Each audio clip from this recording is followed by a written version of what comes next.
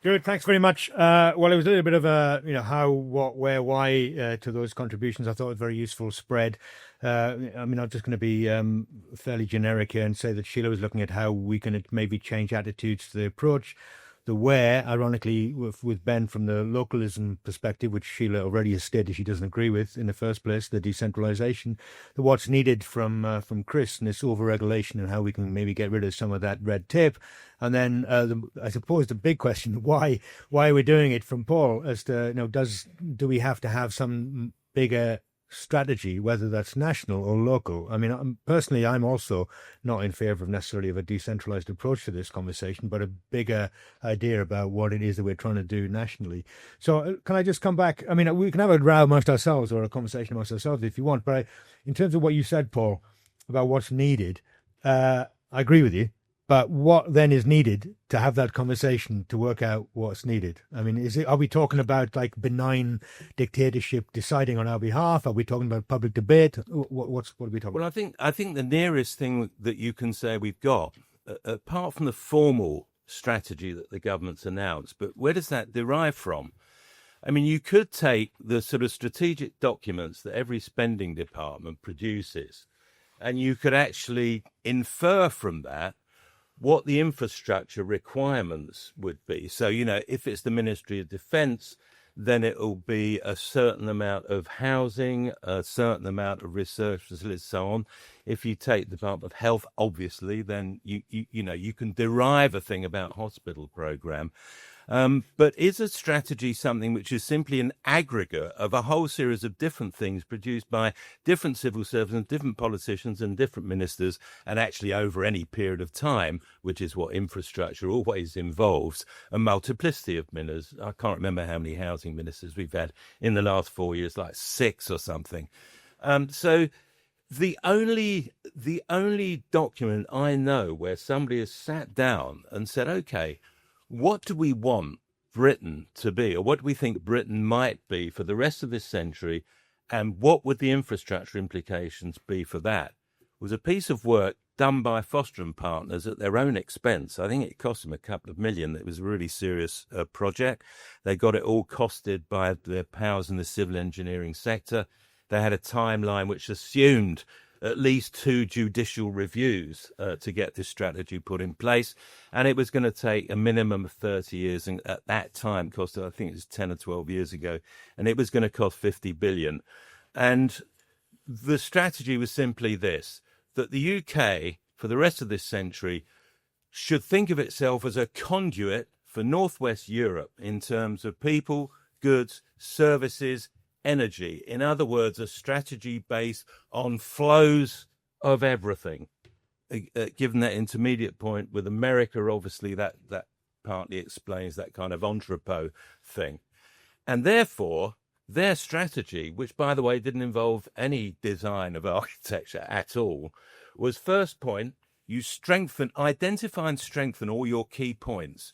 Which ones really are strategic but kind of not up to it at the moment?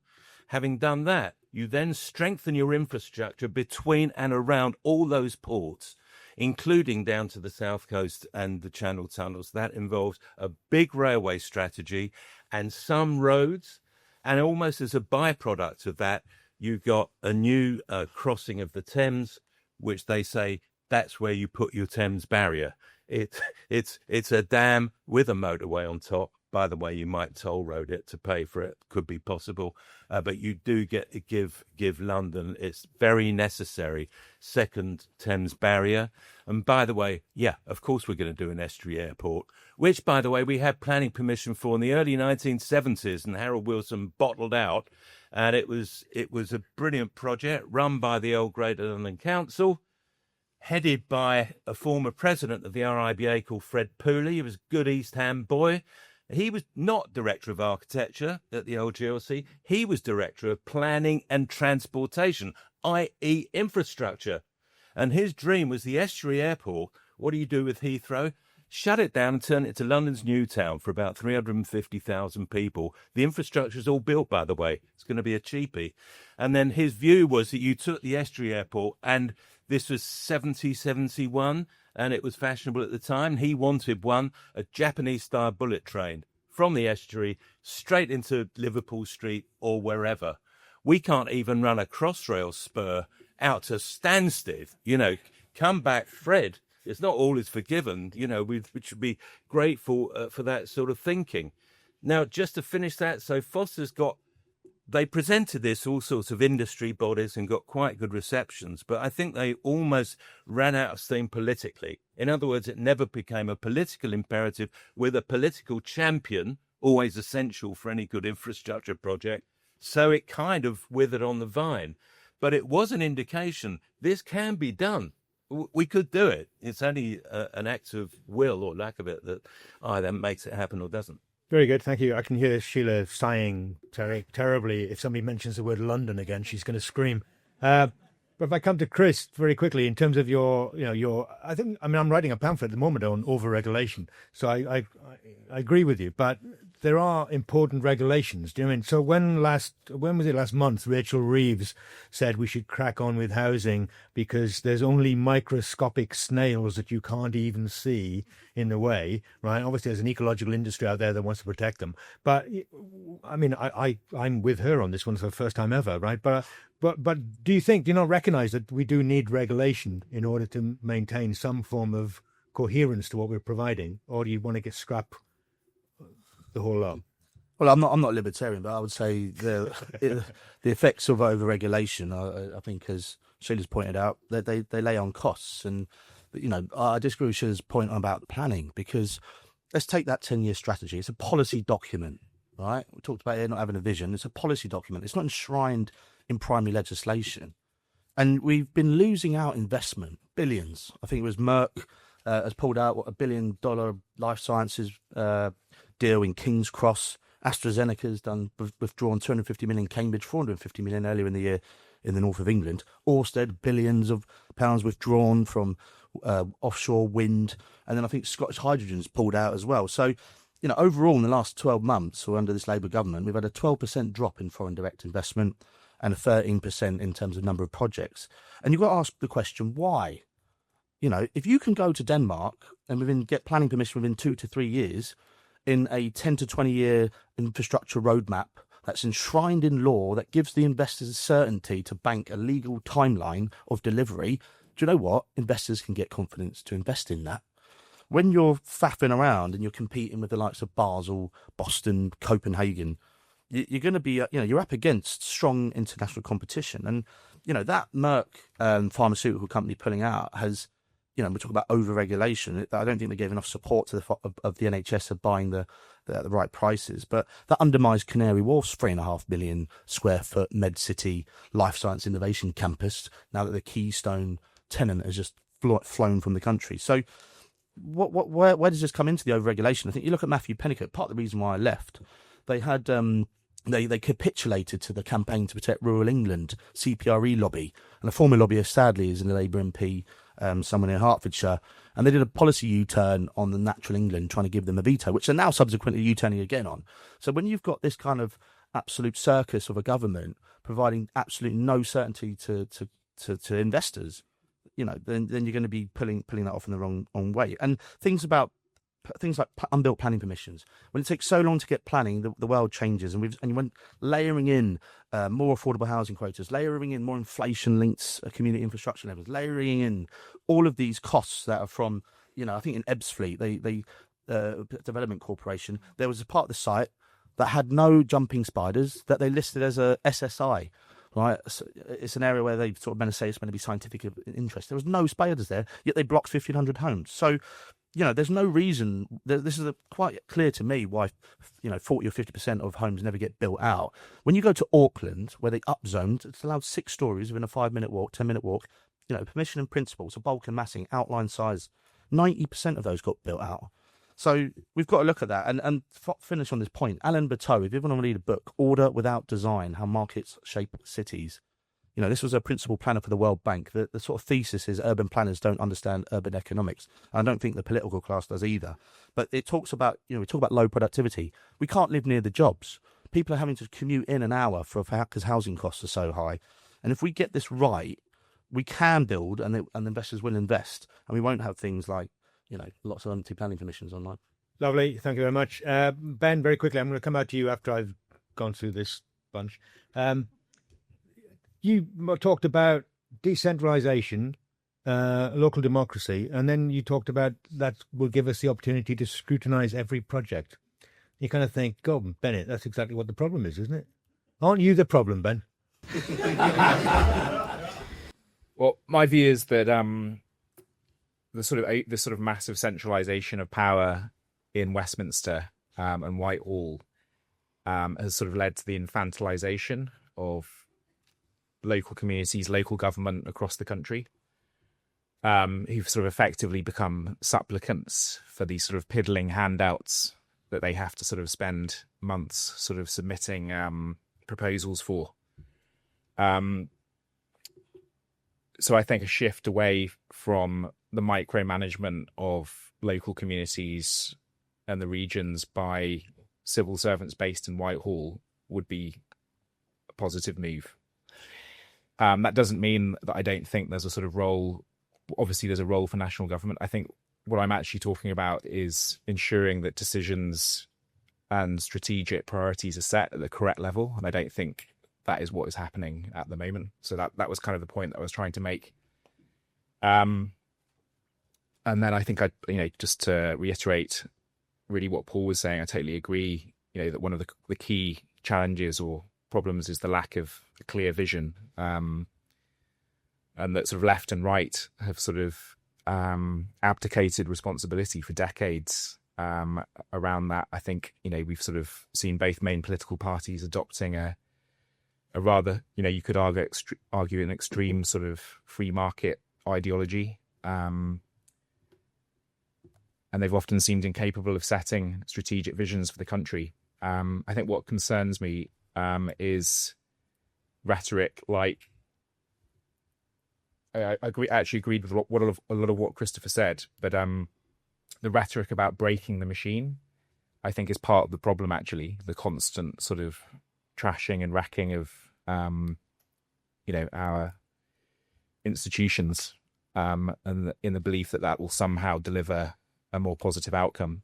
Okay, very good. Well, given that you're part of the machine, Sheila, was your talk a paean of despondency? Do you know what I mean? Because you're talking about is a lack of trust in government to deliver. What's the consequence of that? Should we all just go home because we just don't trust it, or is it a way of actually reinvigorating something that you have on the agenda? Oh, it's a really difficult question. I'm on this one.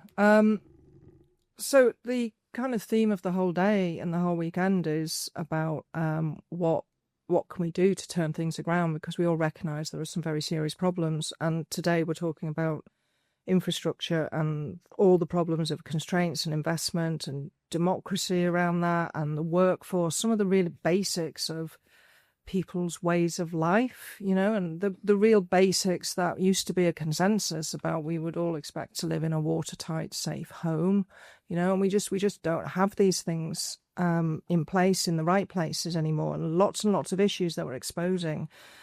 So I do have some despondency about it. It's like day to day, anybody who's working in the sector, whether it's public, private, with developers, at the very present moment, I think there is a sense of despondency, because we can't see how we're going to break out of it, and the announcements and strategies are not helping. They're not building confidence in the market yet, and they are also not satisfying citizens' issues with all the issues got about where they live. So there is a sense of despondency. What we do about it is, well, we just have to keep fighting a good fight. And I agree with a lot of the suggestions and comments over on this side of the panel.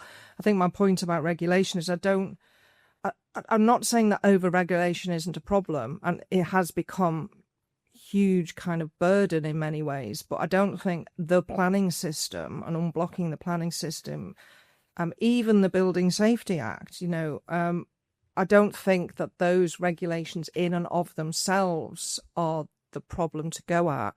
I think the fundamental issue is that, was it 0.1% economic growth last quarter? So we've had economic stagnation since 2008. So it's not Brexit, it was the financial crash of 2008, and we have never recovered.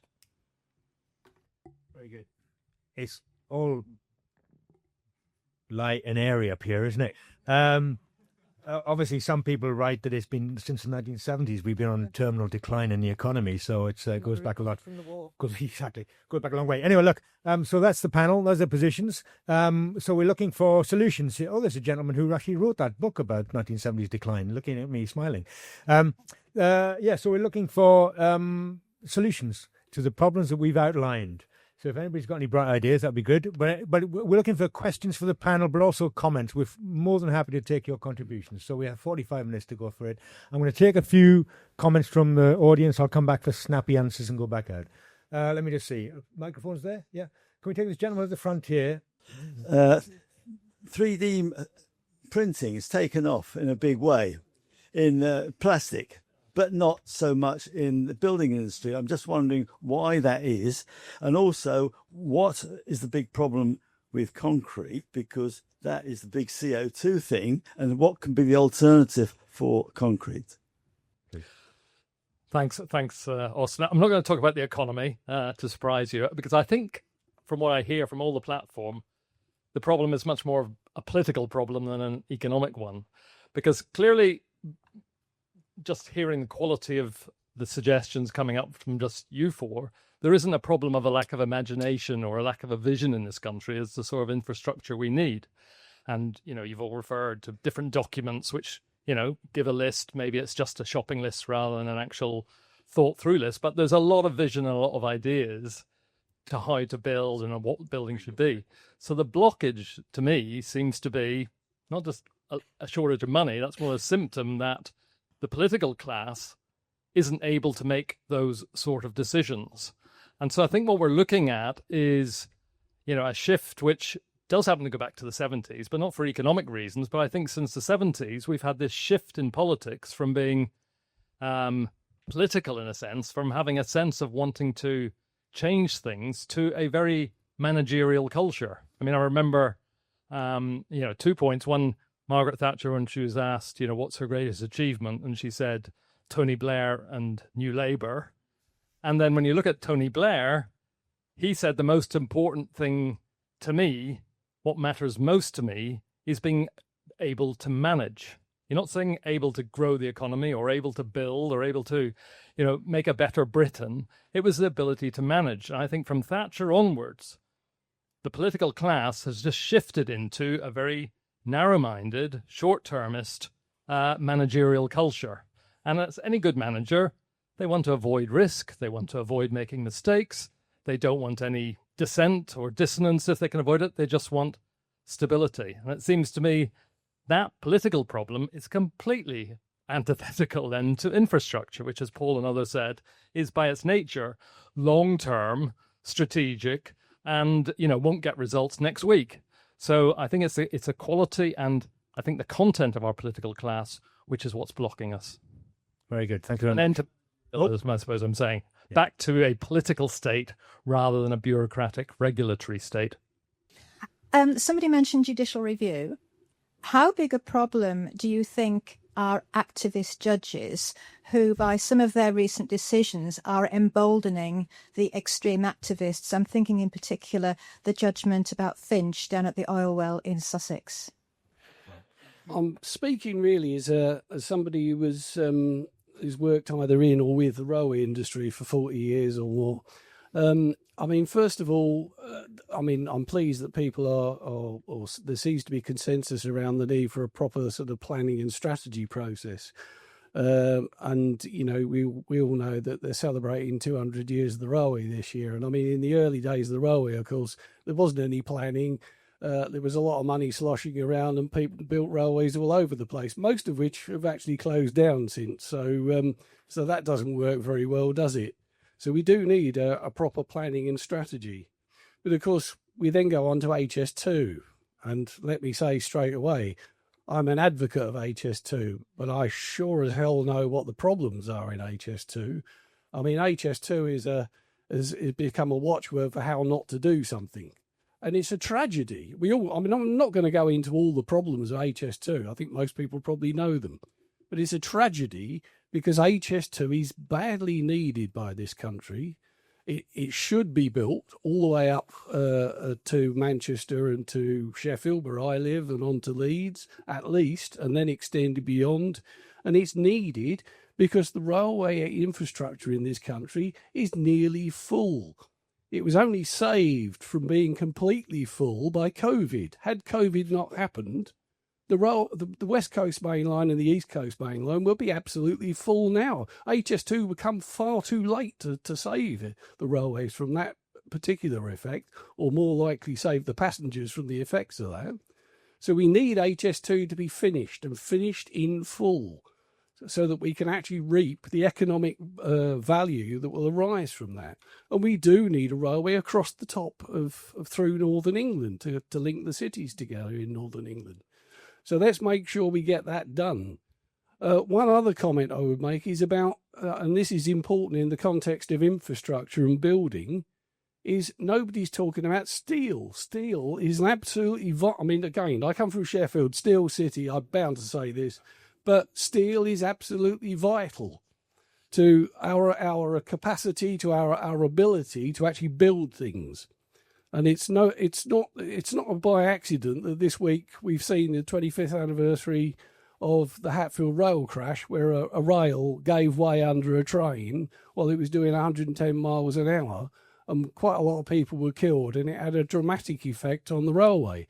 Now, that was due to the use, as I understand it, of cheap steel that had been imported. How are we going to maintain our sovereignty if we're relying on cheap steel being imported, when just up the road from where I live in Rotherham, there's a steelworks that's standing there doing nothing at the moment? It's ridiculous. Thank you. We're 4 million homes short of what we need. I know there's new towns proposed, but they don't seem to be in places where people want to live. The places where people want to live, we can't build homes on because they're in Greenbelt. Is it time to scrap the Greenbelt? Oh, controversial. Thank you. I had no idea that a discussion on infrastructure crisis was going to be so amusing. So thank you very much indeed for that. I've got a couple of questions, just as more points for clarification, because I think I heard one or two of the speakers say that there's plenty of money out there, and then I heard somebody else say that it costs too much. So I'd just like if possible, to dig into that. Which is it? And, I sat in on a conversation on education this morning, and I've sat on an infrastructure one, and the common theme is, well, we get these governments, they come in every 5 years, but often the ministers or the secretaries of state in charge change more frequently than that. The policy changes all the time. And whether it's education or whether it's infrastructure, we need long-term planning. And it's impossible to do that. But our long-term planners are the civil service. And the theme of a lot of what we've heard today so far is the civil service is in the way. So I would just like to ask the panel as a second point of clarification, if they could identify one existing body anywhere that they feel should be the ones responsible for this big national plan that I think we mostly agree we need. Very good. All right. Great series of questions or comments. We can come back to the panel. Who wants to? I'll go. Go for it, Chris. Yeah. There's a few bits that's worth bouncing around this. So the Judicial Review Finch case. So for those that don't know, it was a 20-year onshore oil project that was approved by Surrey Council, which then was taken to court by Sarah Finch, citing environmental impact assessment. So instead of just taking into consideration the carbon emissions of extracting oil, it included the use of the oil. This is now then hampered any North Sea oil exploration. So hence why I'm of the volition we need to just scrap judicial reviews. And then you've got the Our House regulations, which allow activists, bods to capped at $5,000 to challenge the government, and it's held up a number of roadway works.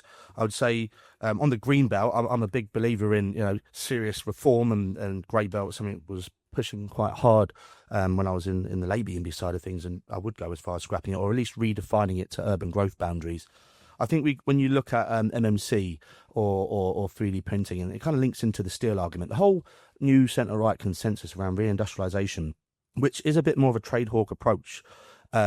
Our energy prices are scuppering steel production in this country. That links to the judicial review point that unless we can actually, you've got the net zero zealotry of Ed Miliband and the anti-net zero zealotry of Richard Tice. There is a middle ground to transition, and it doesn't mean, destroying our industrial base of what's left of it. And I work as an investment director. I look at aluminium smelting plants for small modular reactor and data centers. And at the minute, you've got DCO processes that you have to design a whole nuclear power plant before you get planning, because you need to get the ONR site build licenses. It costs 125 million, right? And you've got no certainty over this. So when we talk about the planning system not being a problem, how can you say the planning system is not a problem when we have a plan-led system? So I don't believe in the free market ideology claims that some of my colleagues on the panel have said, when 80% of the places are not planning for the houses.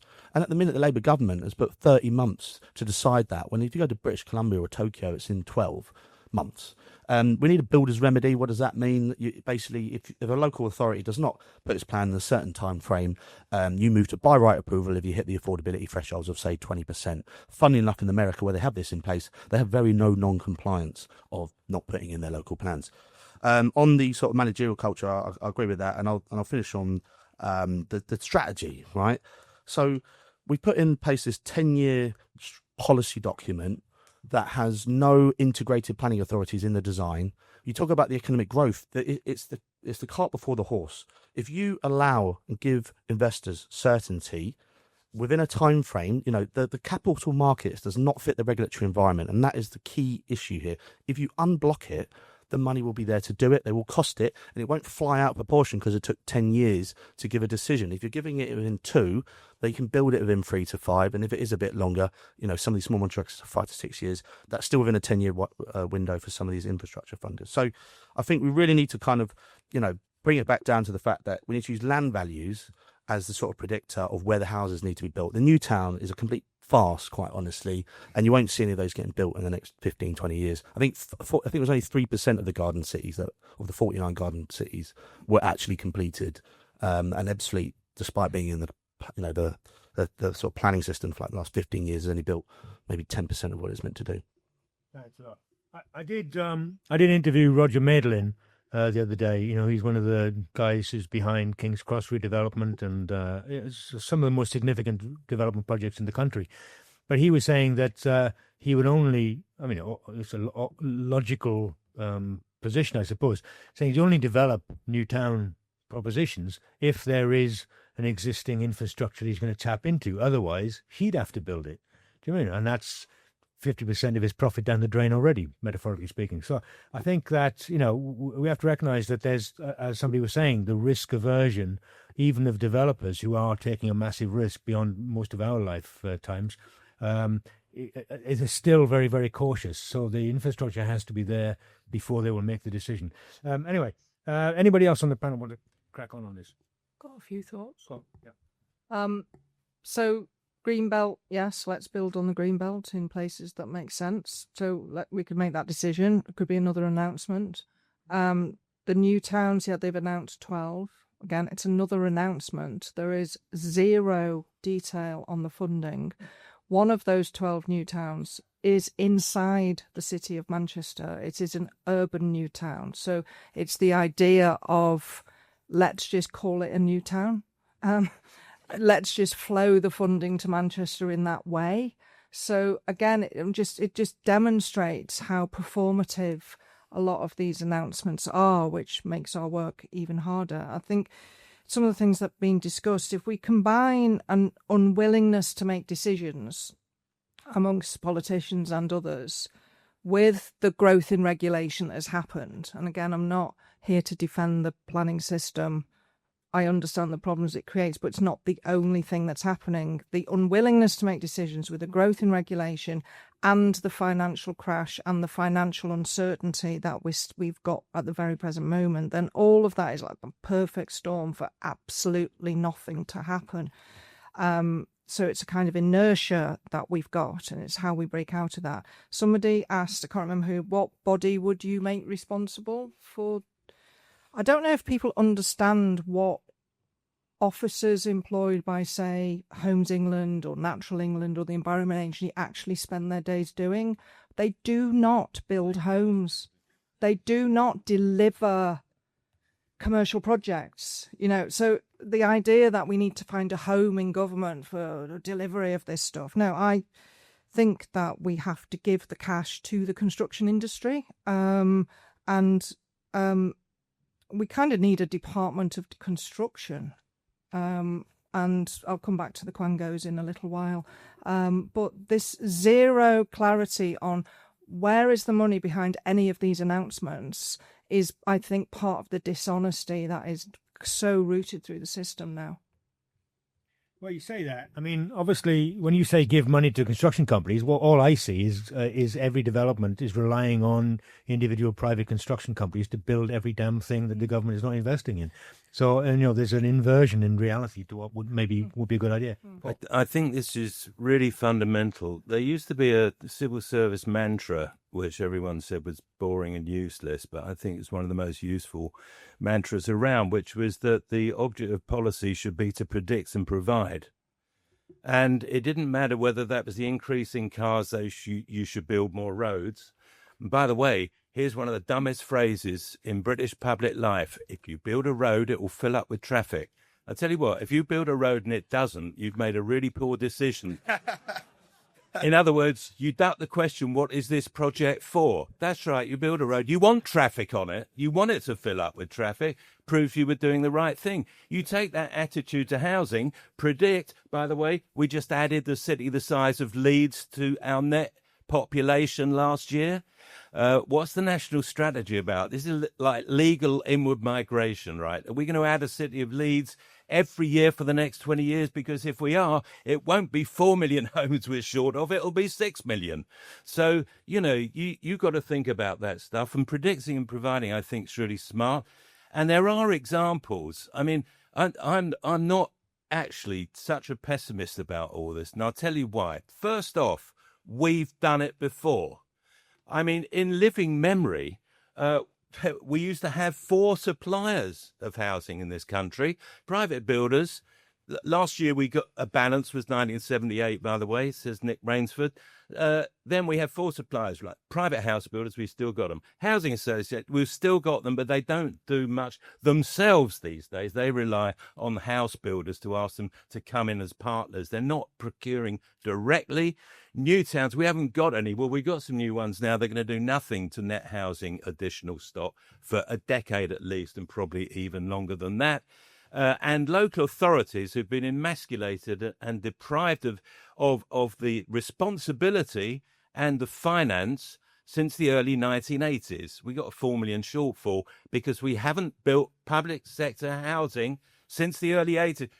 Don't blame plan. This is a snare and a delusion. It's nothing to do with planning. It's nothing to do with building regulations. The planning system is the same as it was invented by Labour in 1947 when we were building 300,000 homes a year. It's the same system. Now, I agree there are policies which can clog it up and bugger it up, but I'm getting sick and tired of hearing the system being blamed, which simply holds the balance between public and private interests, and dozy policies which are clogging it up, plus the outrageous use of judicial reviews by by narcissistic individuals, which actually cost, remember, is hundreds of millions of pounds. So if we want the example of a dirigist public authority that actually procures and delivers housing and is not reliant on house builders, reliant on builders, but not house builders. First, look at the example of what we did in Hong Kong when we were still running it. When the Chinese came over from the mainland in 1949, there was a predict and provide attitude. What did they do? They created the Hong Kong Housing Authority. They built tens of thousands of homes every year, and they kept building and building and building. Obviously, it doesn't exist anymore, but that spirit is alive and well in another former colony of ours, Singapore, where the Singapore Housing and Development Board is responsible for the housing of 80% of the population. So it's only the richest 20% who live in private homes, yet in that free market kind of Thatcherite economy, they absolutely recognise that you have to have a social housing programme. That is the only way you can do it. the private house building sector cannot build out a social program as they've proved over the last 40 years. And I would argue they shouldn't be building it out. I think the net affordable in private housing schemes should be zero, because I think there should be a public procurement program. And Homes England, instead of claiming that they produced all this housing, read their annual report. It's something like Monty Python. I'll tell you how many they produced, the same as Sadiq Khan. Zero. The Mayor of London, sorry to mention London again, but this is, I'm having a go now. The Mayor of London has got the powers and the budget of Homes England in London. Homes England doesn't operate in London. You tell me, the old London County Council built and built and built council estates from the moment it was created to the moment in 1965 when it was replaced by the Greater London Council, that built and built and built, not just in London, but in outside London, Overspill Town, and so on and so forth. You tell me, imagine, how many homes as the Greater London Authority directly procured and delivered under 3 mayoralties? That's right, 000. Now, until you address this, you're not going to come anywhere near doing anything. And all this stuff, the land's too expensive, absolute bullshit. You go up in a helicopter, London is full of bloody land. There is no shortage. I mean, it's a fantasy. All we need is identify it, change the zoning from industrial equals a warehouse and a security dog. And so actually we're going to put 1,000 homes on there. They're doing it in Barking and Dagenham, by the way. So I think we should get on with it. We need a de-registe attitude. And Labour needs to go back to its own roots. Read the Richard Rogers report, which they've utterly abandoned in favour of new towns, even if some of them are urban, and go back to their own history of de-registe provision, which the Tories were very happy to go along with for about 50 or 60 years post-war. And that political census broke. We will never solve housing until we get a political consensus back again. We're going to have direct public procurement. Thank you very much. I thought, okay, I won't walk over your applause, Paul. I thought I'd let Paul go on there on his little rant. He's always entertaining. I mean, it is funny when you talk about new town stuff now, because they're now reclassifying up to 350 houses as a new town. Do you know what I mean? I used to call that a housing estate.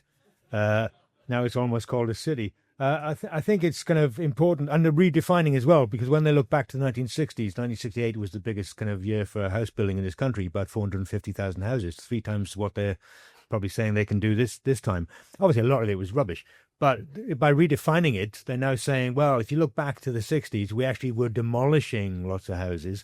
Therefore, we were replacing some. So we haven't actually housed that many people, 450,000 homes. We were actually replacing maybe half of that. So it's kind of like trying to resell the contemporary crap in a more positive spin. So I think we have to be kind of wary about statistics and damn statistics, I suppose. Lots of things to talk about still. Who have I left out? Ben, sorry. I think there was a question over here about 3D printing. I'm not sure I can speak to specifically to 3D printing, but I think there's been a lot of interest over the last few years in off-site construction as a way to sort of speed up housing delivery. And the key thing that sort of undermined that modern methods of construction is the lack of a consistent pipeline. So lots of house builders invested a lot of money in building factories to, construct houses off-site, and almost all of them have failed because there just simply wasn't this sort of pipeline of projects to keep those factories in operation. They weren't sort of financially sustainable. And I think there was a question about concrete as well. There is actually there is a sort of form of low carbon concrete now, so you're sort of seeing concrete come back into construction. And if your concern is sort of carbon, I think timber is a sort of obvious alternative, as is potentially structural stone, which we're seeing some architects turning to now. Thanks. Yeah, sorry, I just wanted to talk about viability. I might not be the best qualified to talk about it, but there was a question about what's the difference between why is it there's so much cash around and yet there's this issue about cost, and I think others might be able to talk to this more accurately, but I think Sheila sort of mentioned it. At the moment, there's a situation where the cost of building housing is greater than the value of those. When you're talking about building for sale, the cost of actually building houses and flats is actually greater than their value on the market. So although there's investment money available looking for places to go, it's just not viable. All right, thanks. Okay, I'm going to come. Have I done everybody, haven't I? Yeah. Right. Who wants to say something? Yeah, it's Paul's dirigees public authority is great fun. Hey, it strikes me first of all, that some people say that the state needs to get out of the way, when the reality is that you need the state to focus purposively on the small, really important things that it can do. So that you need a kind of national government and indeed local government that is purposive. That's kind of implied by the dirigees point. And similarly, in relation to markets, the idea that a strong authority would scare the markets. The kind of flip side is that, of course, a strong authority can make markets and can bring certainty in that regard. The issue, it strikes me, that the real thing that we've got to contend with is that whilst Paul is a profound optimist, and that's very kind of inspiring, that kind of imagination is inspiring, that actually that's not a confidence that is shared more publicly. And so it seems to me that's the political problem. My kind of 15-second reading of that is that I like some of the ideas of our Conservative friend here, but they are locked inside the Conservative Party at the moment. And, you need something which is much broader, actually, in order to win a public.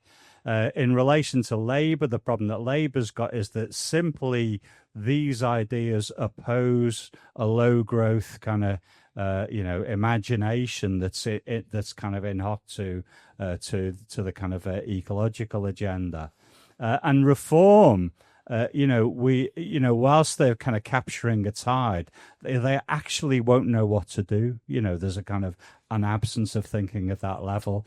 So, what you do, right? I mean, I'm thinking back in London of the future, the London Society in 1921, people come up with ideas. Why don't we connect London by rail to Europe? It seems to me that the solution here is about a kind of public campaign to promote the idea of growth. It's a kind of a political question. So it seems to me we need to work, not kind of imagine that political parties are going to do it on their own, but rather create a public environment in which people feel good about the idea of growth.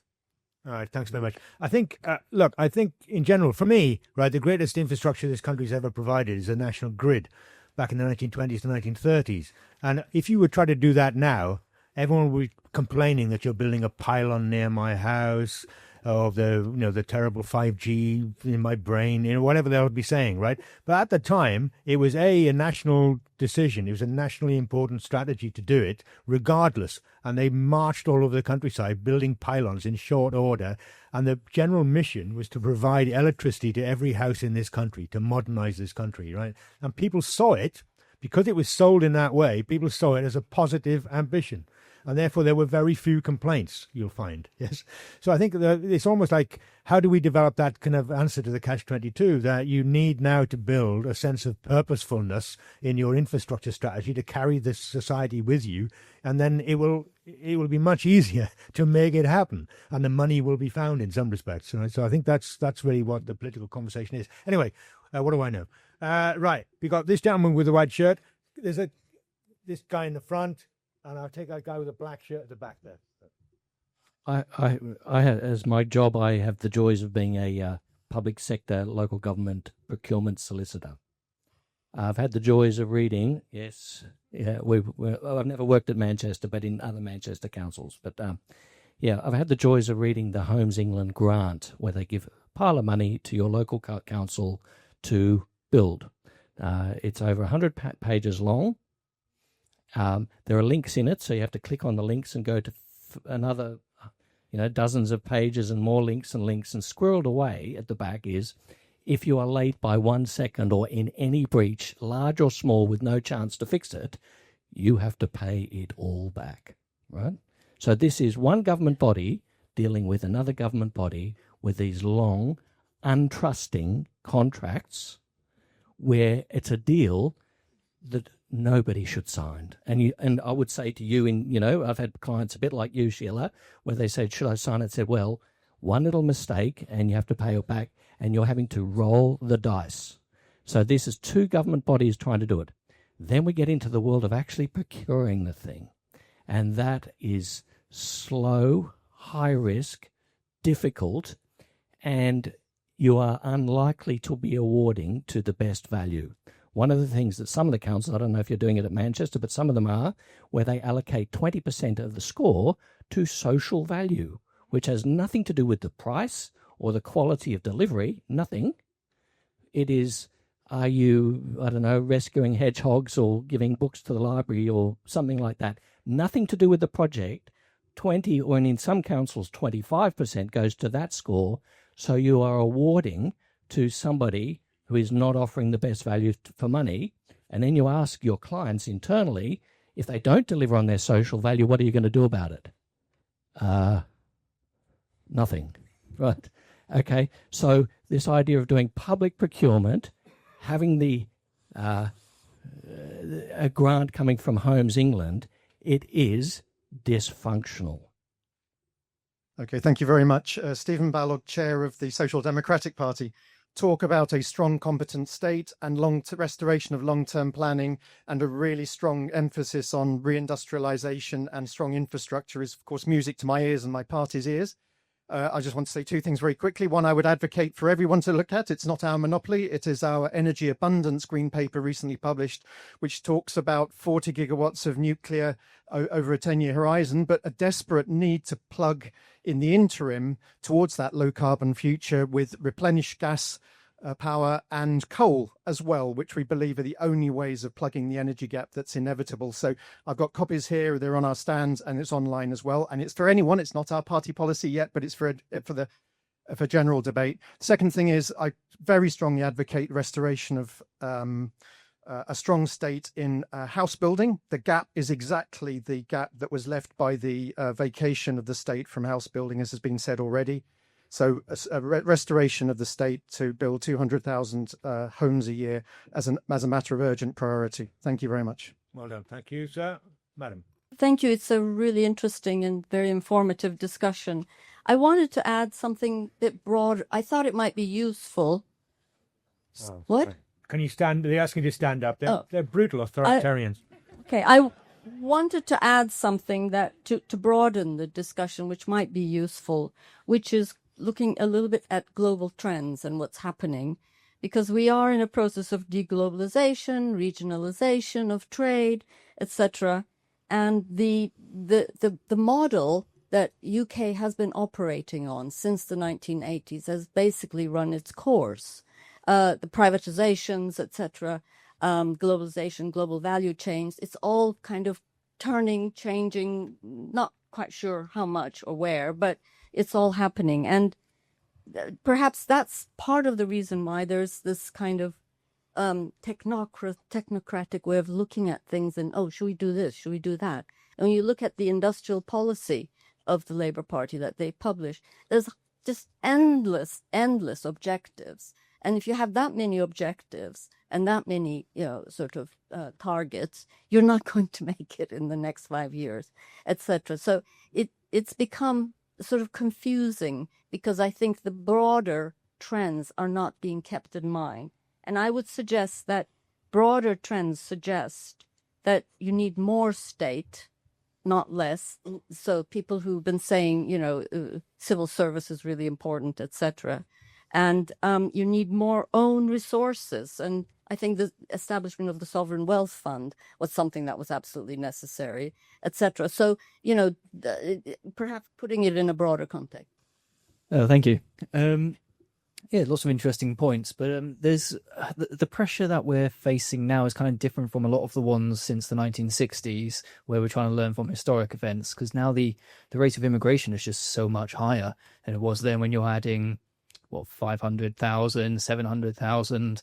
Should there be an aspect of the industry just kind of being honest through its representative bodies of we sorry everyone, but we barely managed to meet demand when it was a fairly flat growth.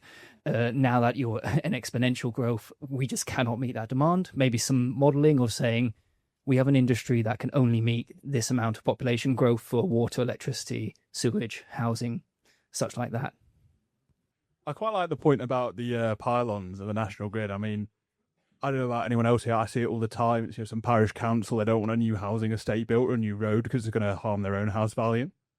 You see it with the bat tunnels in HS2, trying to save the Fanta black spotted newt or whatever. I think it's all these like niche interest groups, they've got too much time on their hands. They care about one specific thing. With regard to the pylons and the national grid, at what point do we just do it again? Just tell them, just give up. We need to build stuff. Thank you very much. Well, I mean, obviously there's the China model. I don't know whether we're advocating that or well, there's this kind of nationally significant project which is actually part of the infrastructure bill where they are suggesting it, and Canada is just doing it now. Mark Carney, wherever we think of him, is actually suggesting he's going to put 30 billion aside to build fast-track nation-building projects. So they try to set this agenda. It might be false, but it might actually have some impetus. Anyway, any final comments here? Just to kind of should we come back down the line? Yeah, sure. Okay. I'll try and keep this brief and while violently disagreeing with some of the people in the room. So, we live in a vitocracy, right? And I think the Conservative Party is going to be tilting towards the under 40s. I think it's like 60 or 80% of Conservative voters leaving to Reform are over the age of 50. So there's an opportunity to really, really pivot it. If we look back again to the planning system that we've had since 1950 that hasn't delivered enough homes and we're 4 million behind, and we're saying we need more state, not less. I think we need an active state, but it needs to be much leaner. We need less state. And the reason for that is we have a sort of discretionary case-by-case planning system with a voluntary consultation system that has a self-selective bias, which I think has been alluded to in some of the comments. And what that means is, how do we solve it, right? And I'll touch on social housing as well, is if we move to representative surveys. What's a representative survey? So you've got immersive polling, so they go down the ASDAs and speak to the mother and father outside the shops to, what do you think about housing in the area? They stand outside the train station. Do you want to live near where you work? Yes. And what that allows you to do is, if you embed that into local plans, so in the National Planning Policy Framework, under the Statement of Community Involvement, at the moment it says you just need a public meeting. Those usually at 11 o'clock on a Thursday when everyone's at work. So if you put that in and say you get statistically significant sample size, you can do this digitally as well, where in an area of like 300,000, might be 2,200 people, that reflects the local demographics. Funnily enough, everyone actually says that they want housing, and with a spatial plan they can adopt that. Following that, what you then need to do is move away from this sort of case-by-case discretionary system where you've got local councillors who've got no qualifications whatsoever to be reviewing these documents, and even if they do turn up, they haven't read it. And we need to be sort of moving away to a bit more by-right approval process. If you look at Hilber and Mentz, who are LSE professors, they've shown that supply-side restricted planning system accounts for like 2/3 of all the house price growth. Immigration has been a problem. We have got 10 million people that have moved in since 2000 to 2025.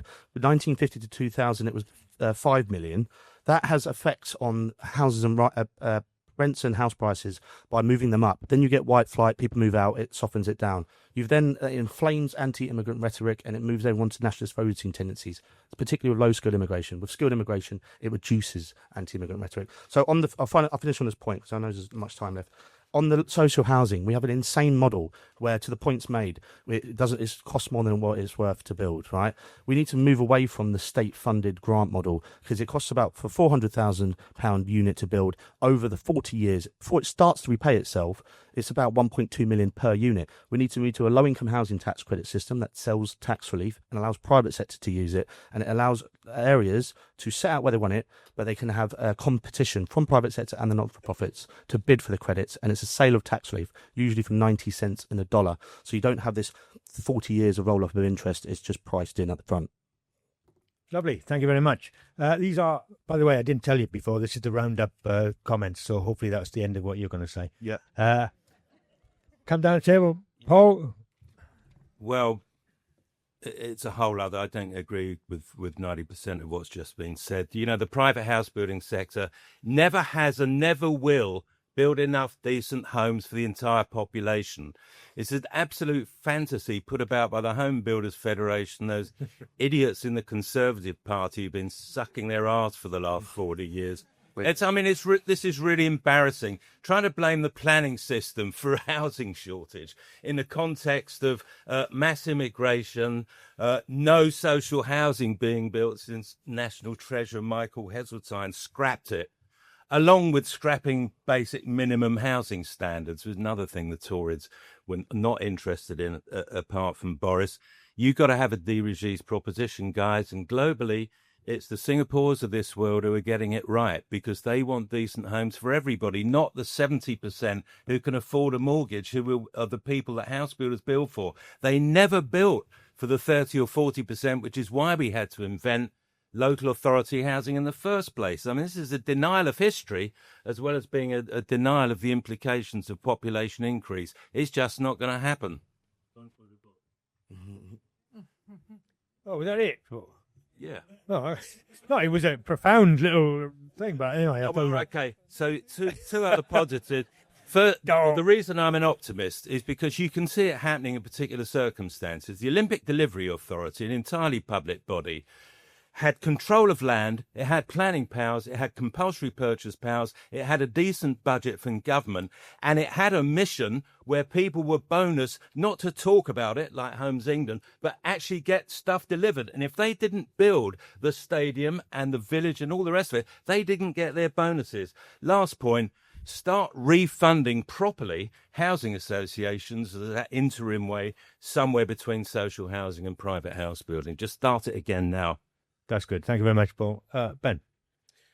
So I just wanted to give the Tories some credit, because it's actually, I think, the Cameron and Theresa May governments that lifted the borrowing restrictions on local authorities and allowed them to actually start building council housing again. And I think an important step further along that line would be to get rid of right to buy and really allow councils to see those council houses as long-term assets and revenue generating assets, so that they can sort of borrow against them and fund other services as well, potentially. And just one more point, we haven't really talked about it a lot, but without the skills and the contractors to deliver the infrastructure, all of this is really hypothetical, and there is a massive crisis in the construction industry around young people not coming into the sector. And I think across the built environment, we need a linked up strategy that really builds on the innate fascination that children and young people have with building and making, and tap into that to ensure that we have a viable workforce in the future. All right. Very good. I think we can't talk about the skills crisis now. There's 1 minute to go. And I don't think introducing playing with Lego in nurseries is actually going to be the solution. But it's a fair point you make. A fair point. There is a skills crisis. Sheila. Okay, so it is a moral question. I think we need a national consensus, not localised plans, on what we build, how we build it, and whether we are willing to pay for it. I think we need to be realistic and honest about where we are, where we're starting from. Is it a crisis? Yeah, it's a crisis. There's decades of recovery that we need to face, much like in 1945 in some senses. I think we need to release the money to builders. And we need to understand what is the money. We talk about public and private. What is the money? It's our money. Even the private money is our money. It's the pension funds, it's the insurance companies, it's these investment pots with these guys, mainly guys I meet in Manchester, walking around telling me they've got a wall of money to invest. They just need to have it totally de-risked and ready for development. Thank you very much. So I think we need the honesty in there. I would support removing many more quangos. I support the radical idea of a national direct public procurement approach, not tinkering with the system, a completely new structure, a new legal structure. And just a nod to my lawyer over there. The social value game is has been played by the private sector. The private sector are now experiencing this. They know how to do the procurement game around social value. That isn't where the costs are lost. The costs are lost all the way through the system, where we're employing people to do face painting in schools as opposed to doing bricklaying. And the point about grant funding and Homes England comes back to my point. Let's reinvent a completely new department of construction that is direct public procurement, focused on actually building. The question about building that consensus is the political more difficult point, because I don't think we've got to consensus this afternoon. I don't think we've got consensus on the panel. There is a lot more discussion that's needed in public on this. The reason people wouldn't support pylons being built next to their houses now is there's no belief that the new is good. There isn't a belief in a future. And we're going to have to go back to basics and build support for that very idea. Very good. Well, can you give a round of applause, please?